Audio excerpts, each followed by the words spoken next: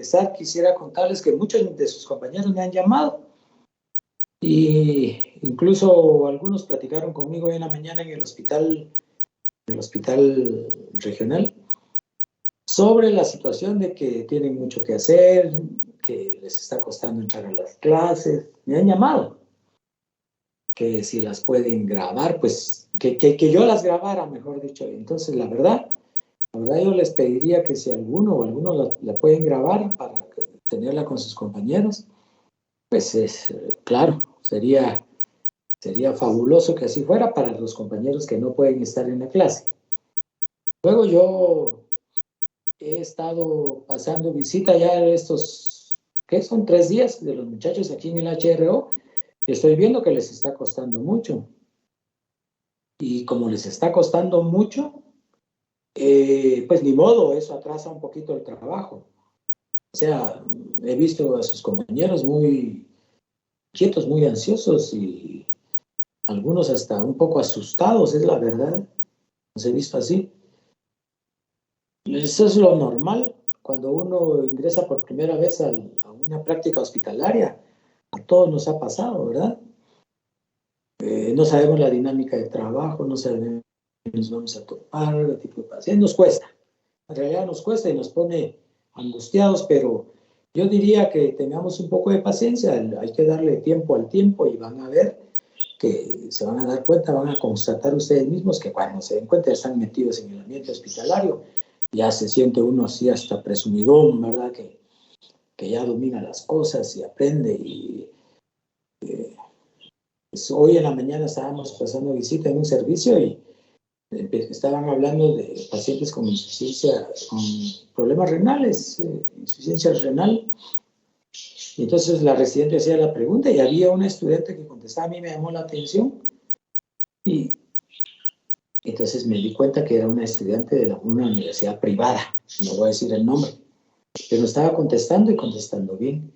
Y los estudiantes de la San Carlos estaban callados, totalmente callados. Entonces, yo le platiqué al residente y le digo, esta estudiante de la universidad privada, es que ya tiene 2 meses de estar aquí. 2 meses, ustedes tienen 3 días, ¿verdad, doctores? 3 días. Y ella ya lleva 2 meses de estar haciendo práctica de medicina interna. Entonces, evidentemente, ya los residentes le han enseñado, ya la han mandado a hacer tareas, la han mandado a estudiar. Entonces, ni modo, pues, claro. Por eso les digo, ustedes un poco de paciencia y van a ver que en 2, 3 semanas ustedes ya están calidad para manejar las cosas hospitalarias. Y cabalmente los 2 temas que vamos a hablar conmigo esta semana, que fue el método de WID, el método de desarrollo por problemas, y el día de hoy vamos a hablar de infección nosocomial. ¿Alguien me podría decir cuántos estamos en? Yo no lo puedo ver, créanme que no lo puedo ver, si no, no les haría la pregunta, pero ¿cuántos estamos en la reunión? Son 62. Hola, muy pocos, muy poquitos, muy poquitos. Pues me hablaban de que les está costando, que no van a estar en la reunión, que tienen una tutoría en el hospital de Lix con los jefes y que les van a dar información básica en el Lix y ya, bueno. Pero esto así es, doctores, ¿verdad? Esto así es.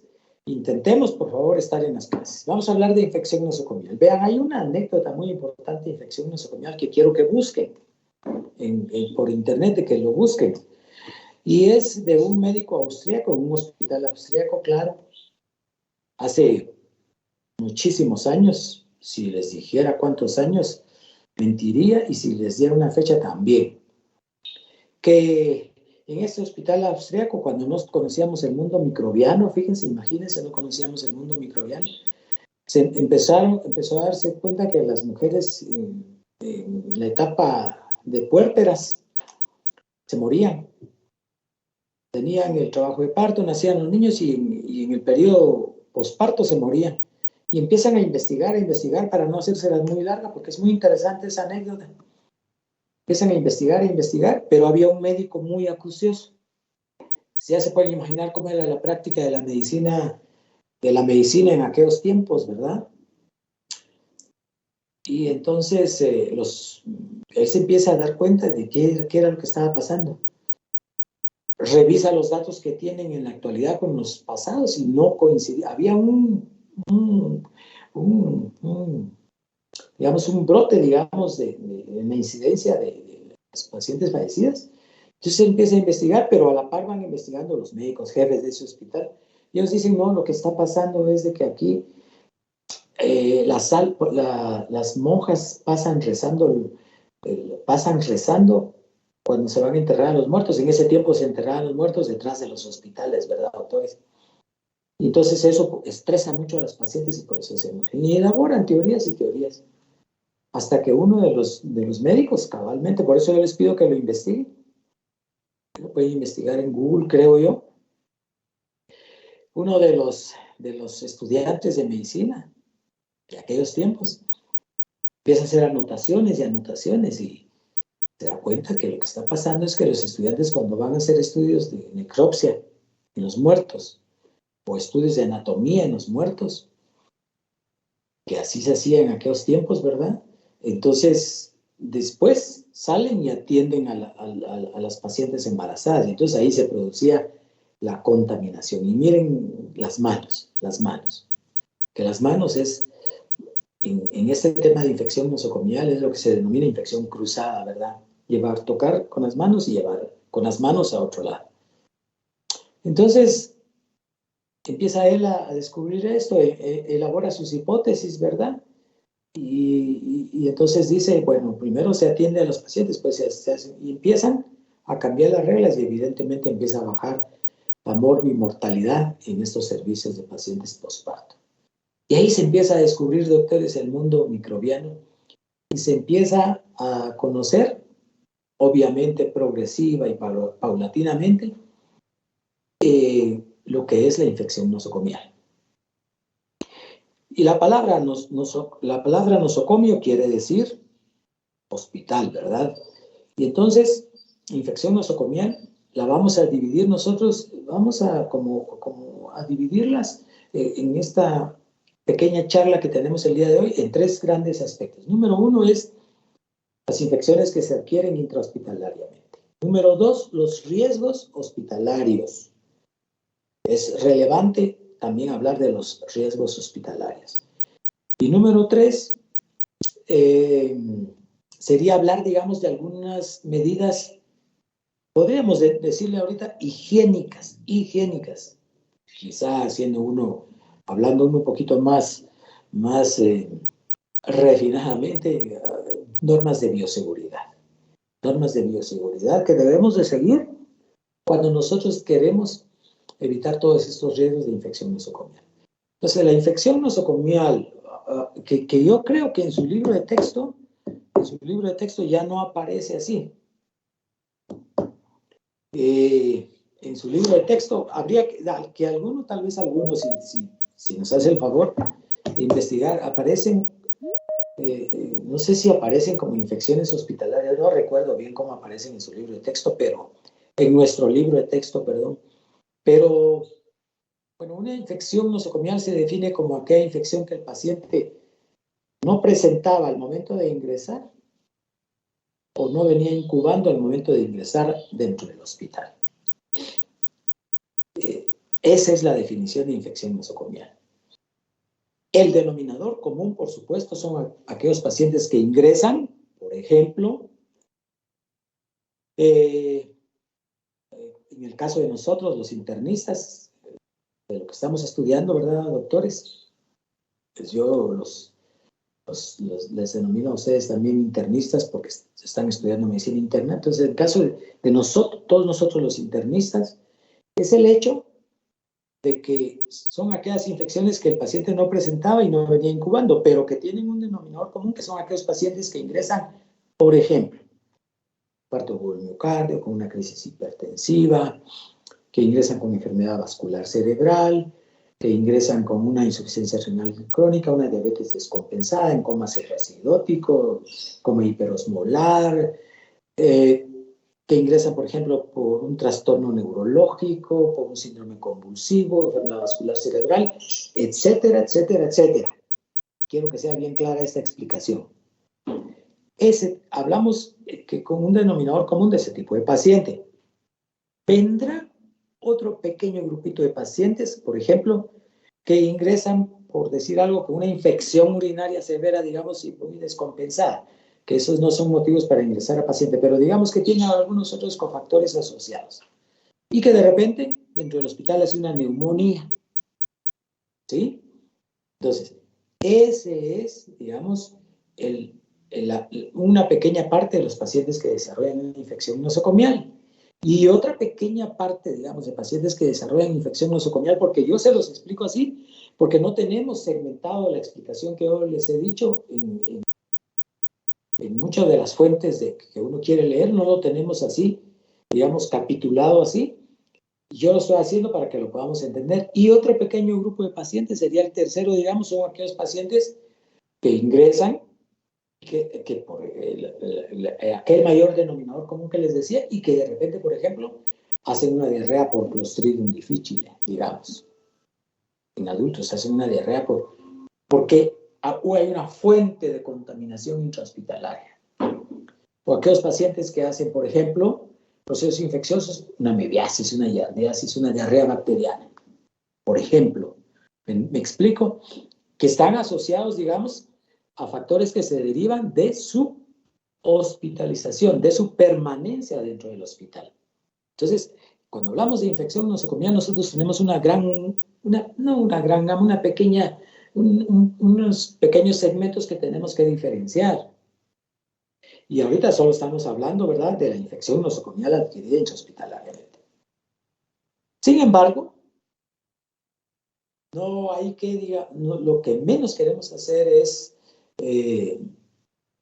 digamos, minusvalorar, si cabe el término, o desvalorar lo que son las infecciones nosocomiales, porque representan un montón de cosas, doctores. Representan, en primer lugar, para el paciente, evidentemente, afectar su morbimortalidad. Que si es un paciente que ingresó descompensado de diabetes y adquiere una infección hospitalaria, bueno, ya vamos a ver más adelante de qué es lo que estamos hablando, ¿verdad? Entonces, afectan su morbimortalidad. Segundo lugar, aumentan los días de estancia hospitalaria. Y al aumentar los días de estancia hospitalaria es como un círculo vicioso, ¿verdad? O sea, también afectamos al permanecer dentro del hospital más tiempo, pues afectamos la mayor posibilidad de que se acentúe esta morbimortalidad. Entonces es redundante. Tercer lugar, significa un mayor costo de atención para el paciente, de recursos, de insumos, personal de enfermería, ocupación de camas, ¿verdad? Ocupación de camas que posiblemente no se tiene una gran cantidad de camas y el índice ocupacional de las camas por infección nosocomial aumenta y eso limita, por ejemplo, ingresar a otros pacientes que quizá necesiten también atención hospitalaria. Entonces, aumenta los costos, los insumos, el recurso de personal en atención de salud. Ahí incluimos, por supuesto, enfermeras, no graduadas, graduadas, personal médico, etcétera, etcétera. Pues si nos damos cuenta, vemos de que hablar de infección nosocomial en realidad representa un gran problema. No es una cosa tan sencilla. Sin embargo, a pesar de que nosotros no tenemos datos para nosotros de lo que representa ahí sí lo vamos a decir ya, el gran problema que es la infección nosocomial, pues más o menos a nivel mundial representa entre un 5 y 7.5% más o menos de infección nosocomial. Ello significa que entre 5, 7 y 10% de los pacientes, un 5 a 10% de los pacientes que ingresan sin ninguna infección previa, adquieren una infección hospitalaria por el mismo riesgo de estar dentro del hospital, dependiendo, por supuesto, de una serie de factores que vamos a ir viendo más adelante. Pero podríamos adelantar, digamos, algunos factores de comorbilidades, de estancia hospitalaria, del nivel de atención, por ejemplo, si un paciente ingresa a una unidad de enfermos renales, es otra la dimensión del problema. Si un paciente ingresa a una unidad de quemados, es otra la dimensión. Si un paciente ingresa a una unidad de hemodiálisis, una unidad donde se atienden más, se hacen, por ejemplo, procedimientos invasivos o relativamente invasivos, por ejemplo. Entonces, eso cabalmente nos va a hacer a nosotros definir, digamos, los riesgos de adquirir una infección dentro del hospital. Va a estar en función de todas estas variables, pero más o menos entre 5 y 10% a nivel mundial. O sea, eso es lo que nosotros esperamos. Más o menos 5 o 10 pacientes de 100, ¿verdad?, que se van a infectar dentro del hospital. Es lo esperado. ¿Quién establece todo ese tipo de recursos? De datos. Me equivoqué en usar el término, de datos. ¿Quién establece todo ese tipo de datos que nosotros tenemos de infección nosocomial? Bueno, es cabalmente un comité de vigilancia o de infecciones nosocomiales. La mayoría de hospitales en países altamente desarrollados, europeos, Norteamérica, Estados Unidos, ellos tienen, en sus hospitales tienen un comité de infecciones nosocomiales. Países como el nuestro, que evidentemente tenemos muchísimos problemas en la dotación de recursos, insumos, de atención en salud, porque somos evidentemente un país pobre, con niveles de educación bajos, el valor adquisitivo es muy bajo, el desempleo, etcétera, que ya conocemos eso, lo conocen ustedes perfectamente, porque eso lo vivimos. Analfabetismo, mala educación, factores de contaminación ambiental en las áreas rurales, mala disposición de basuras, excretas, falta de agua potable, educación en salud muy mala, y que, créanme, doctores, el factor más importante que le hace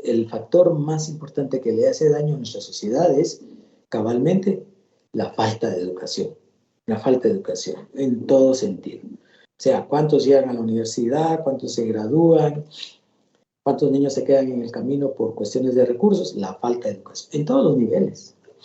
Entonces, vemos nosotros de que hay una serie de cuestiones que limitan el que en nuestros hospitales exista un comité de infecciones nosocomiales. Hay mucha limitación en ese sentido. En el hospital regional, en el HRO, ha habido muchos intentos de crear el comité de infecciones nosocomiales. Actualmente se dice que hay un comité de infecciones nosocomiales, por supuesto, pero hay muchas limitaciones. Y en el comité de infecciones nosocomiales debe estar presente, es un equipo multidisciplinario.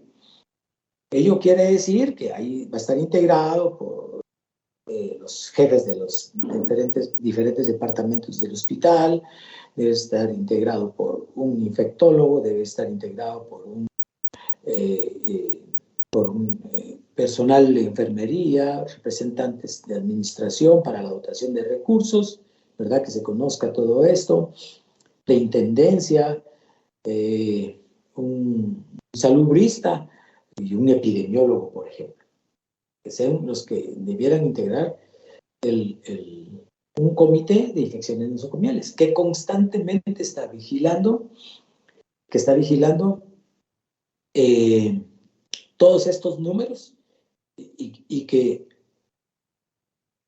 no es desafortunado, porque yo diría que así debe ser, pero es vigilando que los números se mantengan, entre un 5 y 10% más o menos de infecciones nosocomiales. Cuando empieza esos números a salir por arriba de esto, entonces se encienden las alarmas y se empieza a investigar. Se empieza a investigar qué es lo que está pasando dentro del hospital, ¿verdad? ¿Por qué es que los pacientes se están infectando de procesos infecciosos virales, procesos infecciosos bacterianos, procesos infecciosos por protozoarios, etcétera, micosis, etcétera? Todo ese tipo de cosas las van vigilando.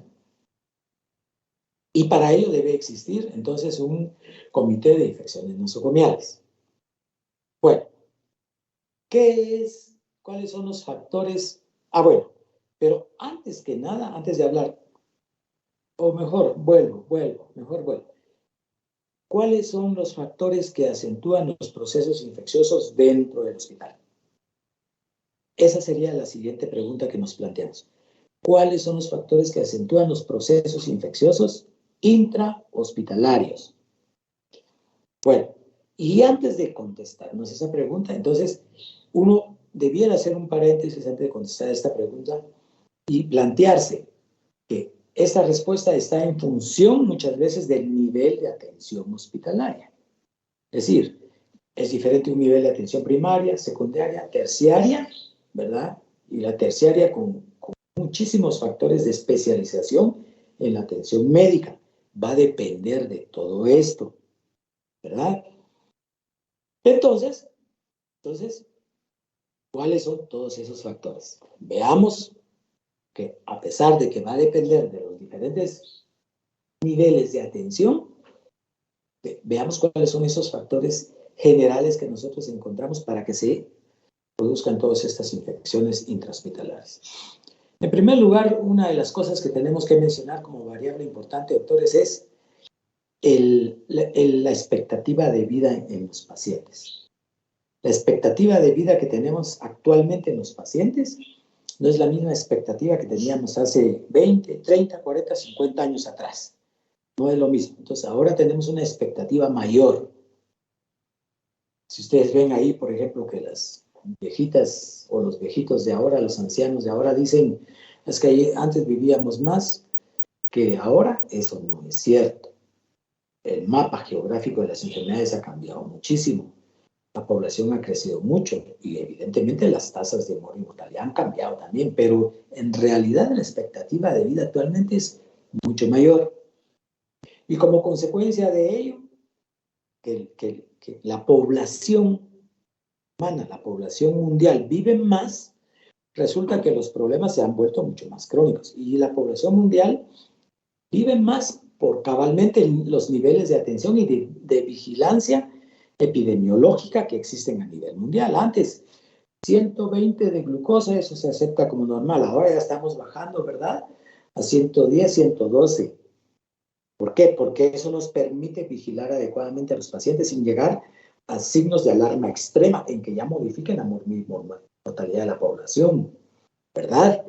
Taquicardia, arriba de 100, no, ahora ya se sabe que taquicardia ya es con los pacientes que tienen 90 latidos por minuto para arriba. O sea, van bajando los parámetros de vigilancia porque los niveles de atención son más efectivos cuando los protocolos, las guías de manejo a nivel poblacional son, digamos, son mucho más estrictas para mejorar, digamos, la calidad de vida de los pacientes y prolongar la calidad de vida, prolongar la vida de los pacientes. Y el lema es prolongar la vida de los pacientes cabalmente con mejor calidad de vida en los pacientes. Entonces, ahora la población de ancianos, su expectativa de vida ha aumentado muchísimo. Entonces, hay muchas enfermedades crónicas. Y el manejo en todos estos servicios de atención especializada de las enfermedades crónicas, pues ya lo conocemos todos. Entonces, resulta que muchos trastornos crónicos son manejados intrahospitalariamente. Pero ya hay una condición muy especial ahí, que es que estos trastornos crónicos o estas morbilidades las vamos a meter nosotros en un gran paquete que se denominan comorbilidades. Porque entonces ya vemos que el paciente no solo tiene, por ejemplo, ha tenido antecedentes de enfermedad vascular cerebral, por ejemplo, con secuelas, vamos a inventar cosas, con secuelas, por ejemplo, ¿verdad?, que limitan su capacidad de moverse, su capacidad de sobrevivir por sí solos, etc. Que tienen como otras morbilidades que entran dentro de ese paquete, que tienen hipertensión, que tienen diabetes mellitus, que tienen hipertiroidismo, y ya vemos un montón de cositas que es lo que nosotros conocemos como comorbilidades. Entonces, todas estas comorbilidades, cuando los pacientes ingresan, les afecta evidentemente la edad y los trastornos crónicos, ese gran paquetón de comorbilidades, ¿verdad?, les afecta su estado inmunológico. Y entonces esa es la primera característica que debemos establecer como factor importante en el aparecimiento de infecciones nosocomiales, el estado inmunológico de los pacientes. Por eso es que en los niños vemos un estado inmunológico que se va formando, por eso hay que vacunarlos, porque se va formando, ¿verdad? A veces las inmunizaciones son naturales, ¿verdad? Naturales adquiridas por procesos infecciosos que van a producir inmunidad. Algunas veces hay que vacunar a los niños porque su estado inmunológico está madurando. Y cuando vamos al otro extremo de la vida, con los muy ancianos, entonces vemos un sistema inmunológico cabalmente agotado, ya con taches y con fallas. Entonces, ese es, diríamos, uno de los principales factores que vemos actualmente con el aparecimiento de infecciones nosocomiales. La cronicidad, la comorbilidad y la afectación del estado inmunológico de los pacientes.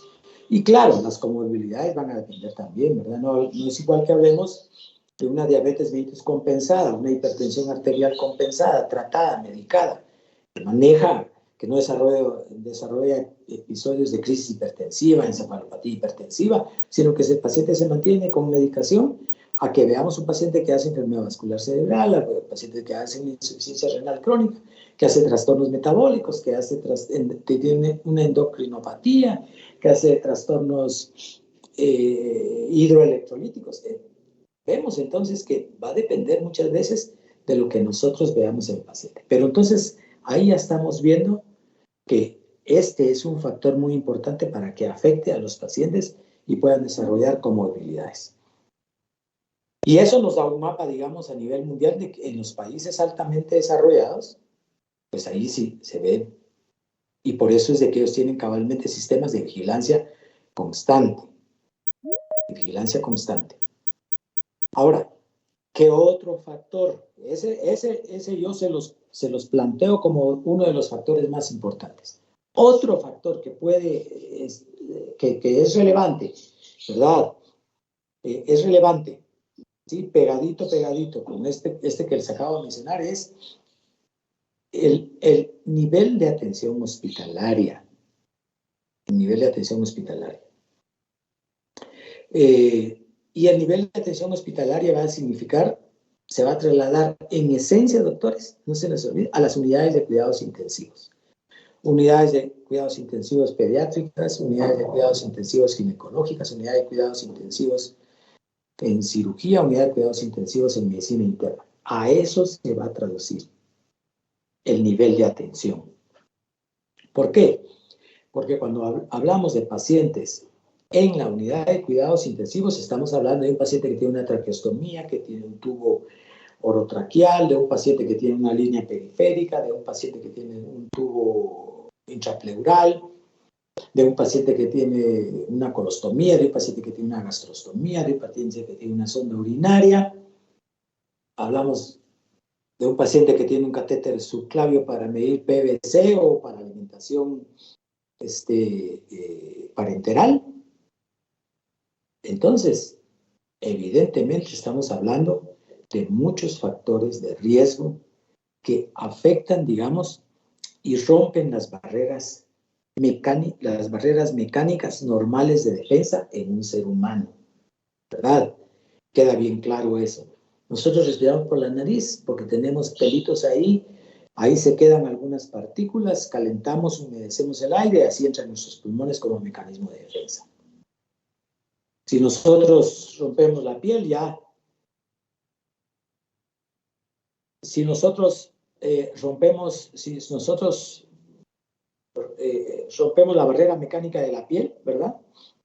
A través de colocación de una punción, de hacer una disección de vena, de poner un catéter subclavio, etcétera, un catéter central, entonces ahí ya estamos rompiendo esa barrera mecánica de defensa que es la piel, ¿verdad? Que nos protege cabalmente. Nosotros podemos tocar y no nos infectamos porque la piel nos protege. Hay una laceración, eso ya es diferente. Hay una herida, eso ya es diferente. Entonces, todos esos, el segundo factor importante sería, digamos, los niveles de atención que se traducen en la unidad de cuidados intensivos. un paciente ventilado, que está totalmente asistido, que está asistido parcialmente, que está sedado, ¿verdad? Que se le paraliza su sistema respiratorio y se le ventila. Esos son factores que van a afectar a que aparezcan infecciones nosocomiales. A veces, y entonces resulta que hay tubos orotraqueales y hay tubos para limpiar la boca del paciente, tubos para limpiar el tubo que tiene el paciente, tubos para limpiar la traqueostomía, para que no vayamos a producir nosotros contaminación de un lado para el otro. Entonces, el nivel de atención intrahospitalaria es un factor muy importante en el aparecimiento de infección hospitalaria. Claro, si vamos mezclando ya con las comorbilidades, pues evidentemente si sumamos el uno con el otro ya tenemos mayores factores de riesgo. El tercer factor que yo quería mencionarles en el aparecimiento de infecciones nosocomiales es la contaminación que produce el médico asistente en salud dentro del hospital.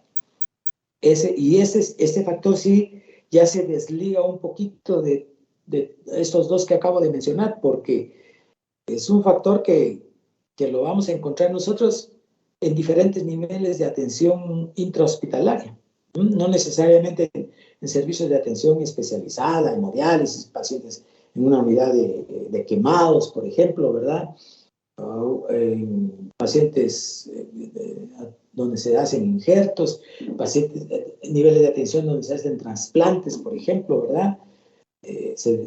Niveles de atención donde se hace trasplante renal, trasplante cardíaco, se hace una serie de trasplantes. Entonces, ahí el factor tercero que yo les quiero señalar somos todos nosotros, los médicos.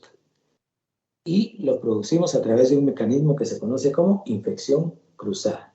La infección cruzada se define como los microorganismos que jalamos nosotros de un lugar y los llevamos hacia otro lugar con las manos. No lo olvidemos, por favor. Entonces, este es el factor más importante. Yo recuerdo un estudio que se hizo hace muchos años en el HRO, que fue cultivar, imagínense, cultivar la corbata de los médicos. En aquellos tiempos todos íbamos con camisa, corbata y bata, no como estamos ahora, ¿verdad? Que ya en trajes simples andamos, ¿verdad? Y se evidenció, por ejemplo, que muchas corbatas estaban contaminadas. El paciente se agachaba, fíjense cómo es ese mecanismo, se agachaba y la corbata tocaba la ropa del paciente, tocaba al paciente, tocaba la cama del paciente, y ahí se pasaba de un lado al otro y se evidenció que las corbatas, ahora afortunadamente ya no usamos corbatas, entonces se evidenció que las corbatas estaban contaminadas. Entonces el tercer factor somos nosotros, los servidores de salud. En el servidor de salud nos metemos todos los doctores, todos. Somos los servidores de salud. Acarreamos microorganismos de un paciente para el otro. Y eso es fácil que lo podamos corregir. Eso es muy fácil que lo podamos corregir. Esta infección cruzada se puede evitar cuando nosotros vamos a tocar a un paciente, nos echamos gel de alcohol o nos lavamos las manos, agua y jabón. ¿Verdad? Aquí hace muchos años el jefe del departamento en el HRO ponía los termos con alcohol para que los residentes externos, internos, jefes, todos usaran alcohol, ¿verdad? Y costaba mucho que se hiciera. Cuesta mucho porque cuesta porque se nos hace más fácil, lo cual no es correcto, ¿verdad? Es un paciente y después al otro no. Y ir a otro lugar a pasarse alcohol o lavarse las manos y secarse y después volver con el paciente, a veces pareciera una costumbre tediosa que lleva mucho tiempo y entonces no se hace. Pero la recomendación es que debemos intentar hacerlo. Ahora ya es mucho más fácil porque nosotros tenemos Estuardo, ese Estuardo acostado está ahí, ¿ven?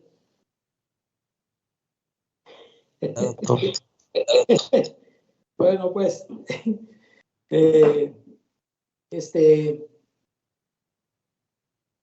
¿qué les estaba diciendo? A ver, ahora es mucho más fácil porque hay geles de alcohol y el gel de alcohol sí es relativamente más cómodo. Puede pueden aparecer dermatitis por contacto, ¿verdad? Por el gel, el preservante que se utiliza en el gel, el alcohol, etcétera. Hay algunos estudios que dicen que el alcohol se puede absorber también, pero en realidad por la piel no es significativo que uno diga que se va a absorber el alcohol. Entonces, sí, con el gel es fácil, gel y examinar un paciente, gel y examinamos otro paciente. Este sería, digamos, el tercer factor importante en el aparecimiento de infección nosocomial. Ahora bien, ¿se recuerdan? Yo les dije, bueno, antes de salir de este apartado, creo que sí sería bueno hacer un recordatorio. ¿Cuáles son, digamos, las principales infecciones nosocomiales? La neumonía. La más importante de todas es la neumonía. Si hablamos nosotros de los servicios de atención en medicina interna, la neumonía, ¿verdad? Entonces es una neumonía adquirida intrahospitalariamente. Y luego vemos que, por ejemplo, las infecciones urinarias, por ejemplo, vemos ahí que muy raramente pueden aparecer procesos infecciosos a nivel de las meninges, procesos infecciosos a nivel del oído, procesos infecciosos a nivel de las amígdalas, procesos amigdalitis bacteriana, la angina streptocócica y todas esas cosas, pero lo más común, bueno, y las bacteriemias, que son muy importantes, ¿verdad? Cuando empieza a circular el microorganismo en la sangre y luego se siembra en algún lugar y puede desencadenar proceso infeccioso donde se siembra la bacteria, donde se deposita la bacteria y luego ese es el factor de riesgo para desarrollar septicemia. Esas son las infecciones nosocomiales. Ya en su libro de texto, pues ustedes revisarán algunos de los porcentajes que, como yo insisto, nunca les vamos a preguntar porcentajes, jamás, pero sí, por ejemplo, uno debe aprender a conocer cuál es lo más frecuente y cuál es lo relativamente frecuente y cuál es lo poco frecuente. Entonces, bacteriemias, sepsis, infecciones urinarias y neumonías, que es de lo más frecuente que vamos a encontrar. Pero estos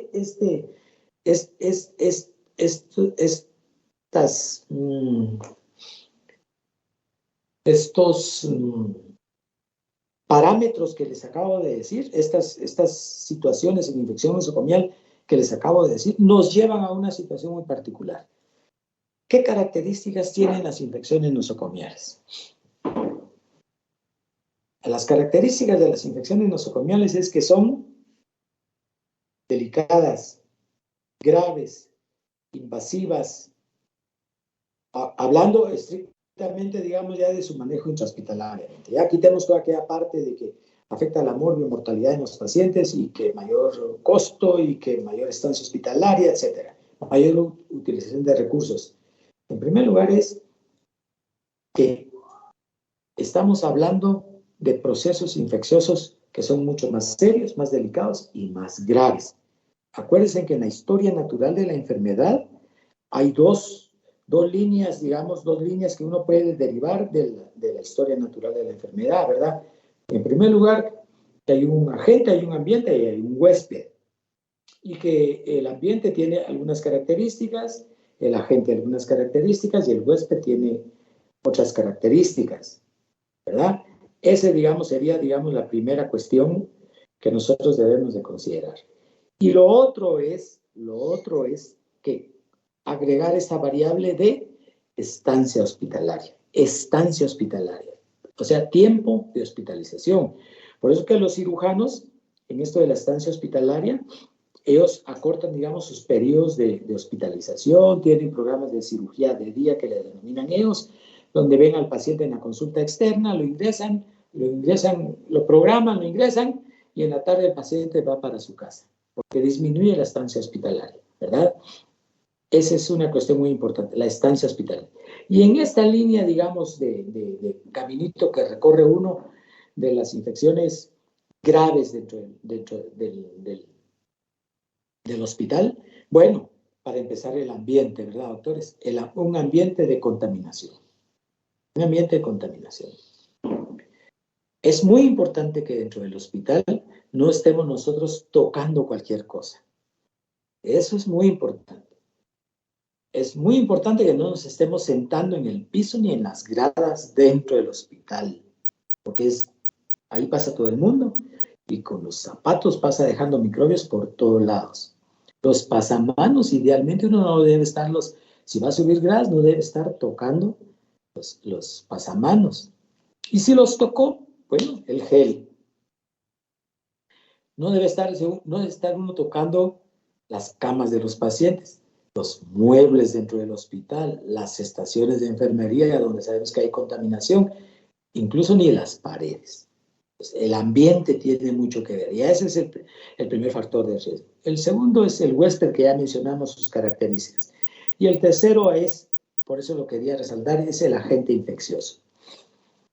En el agente infeccioso hay dos cuestiones que no debemos olvidar, doctores: la virulencia y la patogenicidad.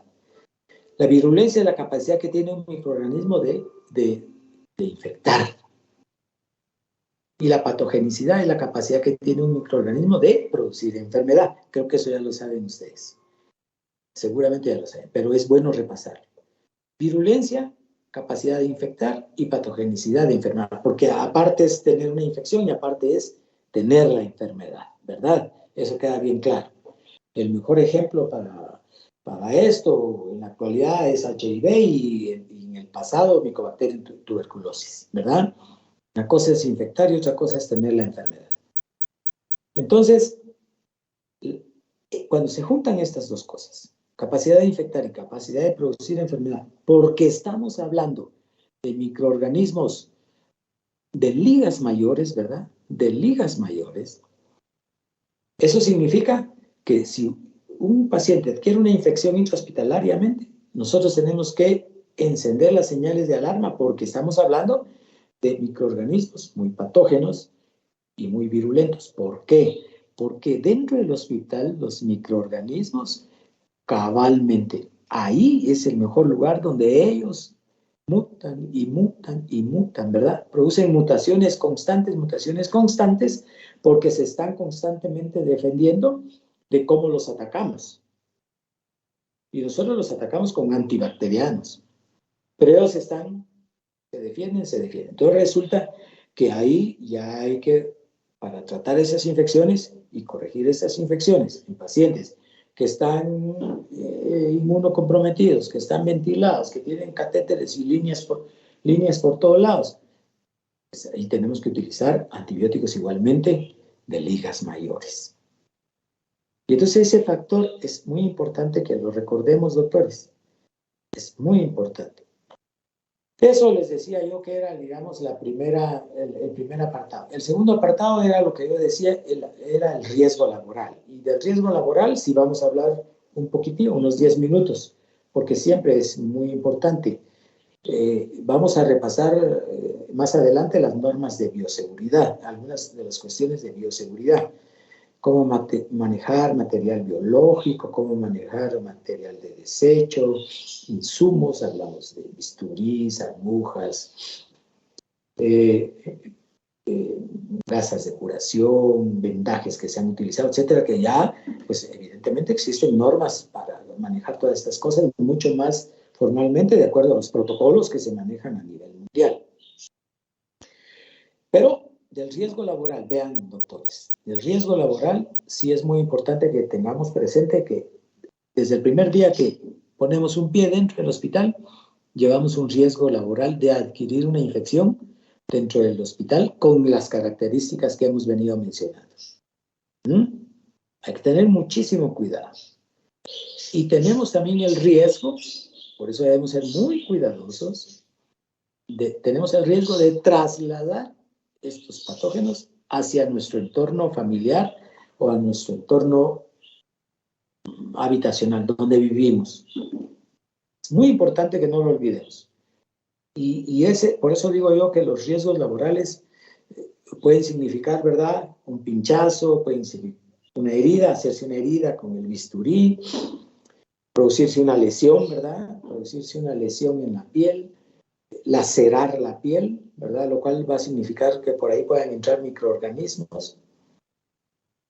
Pero también el riesgo laboral de que respiremos, de que toquemos, que nos introduzcamos a la boca y que traguemos microbios que después se diseminan en nuestro cuerpo y ya son microorganismos muchísimo más delicados. Y en ese sentido va la recomendación, doctores. Por eso es de que siempre ponemos, esta charla la ponemos en los primeros días que empezamos las prácticas, porque debemos ser muy cuidadosos. Si nosotros estamos dentro del hospital y estamos, lo ideal es que usemos una mascarilla, que usemos un gorro, que usemos una careta, ¿verdad? Para protegernos, o anteojos especiales para protegernos. Bata también. Si vamos a entrar a áreas de aislamiento, también utilizar, digamos, protectores en los zapatos que después se descartan, ¿verdad? La bata. Porque si no tenemos esos cuidados, si tocamos las cosas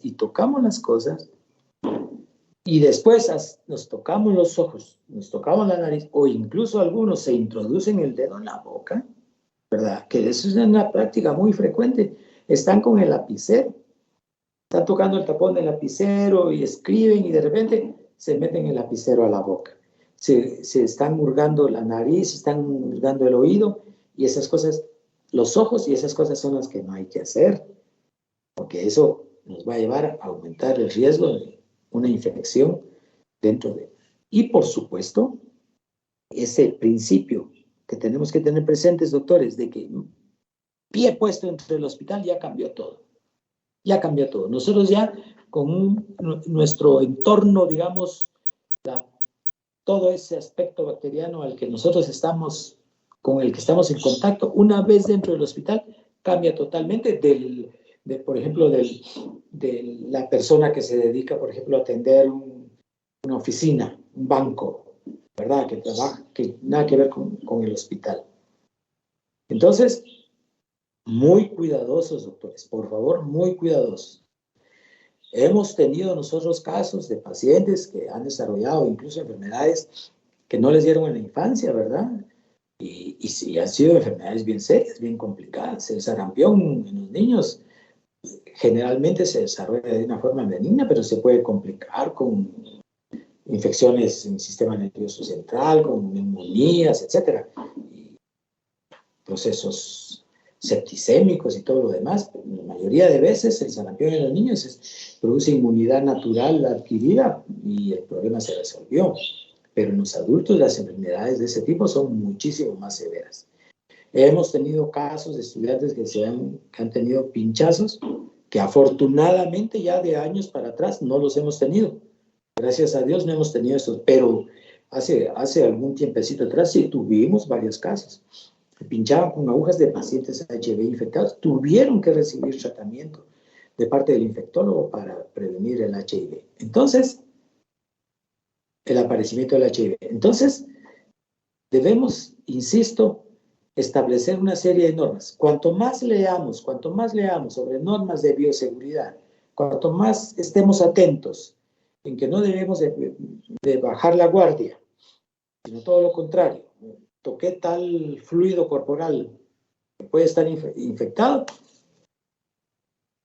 Idealmente debiéramos venir al hospital, tener un área, digamos, de un área reservada, digamos, donde existan, por ejemplo, espacios para vestirse y desvestirse, y llegar ahí, sacar la ropa blanca que vamos a usar, nos ponemos la ropa blanca, vamos a salir del hospital, dejamos en un locker ahí puesta o en un closet la ropa que utilizamos, bajo llave, por supuesto, ¿verdad? Porque sabemos que estamos donde hay mucha gente, y de ahí nos vamos con nuestra ropa a nuestra casa, para evitar. Como eso no lo podemos hacer, lo ideal es que cuando lleguemos a la casa, agarremos la ropa, ¿verdad? La pongamos de una vez para que se lave al área de lavandería y nos duchemos. Eso es lo ideal. Pero cuando llegamos a la casa, no nos ponemos a estudiar, cuando queremos estudiar o hacer otras cosas, Y ya entramos en el entorno familiar y el riesgo de poder llevar microbios a ese entorno familiar es muy alto, doctores. Ha habido casos bien documentados de médicos que han llevado bacterias muy patógenas al entorno familiar con desenlaces muy fatales, muy fatales. Entonces, esto es lo que yo quería decirles el día de hoy de 15:54. Quería decirles de lo que es infección nosocomial. Espero que hayan tenido una lectura previa. Después de esa lectura previa, la clase le digo, bueno, clase le digo yo, miren, doctores, a mí lo que me gusta es charlar con ustedes. A mí lo que me gusta es charlar con ustedes. En base, por supuesto, a la experiencia que tenemos nosotros de trabajo hospitalario de tantos años, platicar con ustedes, y eso es lo que a mí me gusta, porque yo sé que es muy fácil que ustedes en un teléfono puedan encontrar información, ¿verdad? No sé, ustedes tal vez conocen, digamos, cuestiones de más atención hospitalaria, pero ustedes agarran el teléfono, ¿verdad? Y se meten y ahí ya encontraron información. O se meten a la computadora y ya encontraron información. Entonces, esa partecita de buscar información, de leer el libro de texto, bueno, eso ya es muy de ustedes. Miren, me gusta trasladarle la experiencia que tenemos nosotros. No me van a ver que yo les presente diapositivas, figuras, porque no lo hago. Yo platico más con ustedes. Y bueno, esperemos de que al terminar la clase vayan a su libro de texto. En su libro de texto, no sé yo no sé en qué parte de su libro de texto está eso, pero yo creo que ustedes lo fácil lo pueden conseguir. Así es de que terminamos aquí, doctores. Alguien que me haga favor de algunos que abran su cámara, por favor, para que tomemos una foto que incluso les sirve a ustedes también. A ustedes les sirve también. Ahí está ya Susana, Andrea, Caitlin, Areli, Lisa, Catherine. A ver quién me hace el favor de tomar una foto y me la manda. Incluso les sirve a ustedes también, doctores, porfa.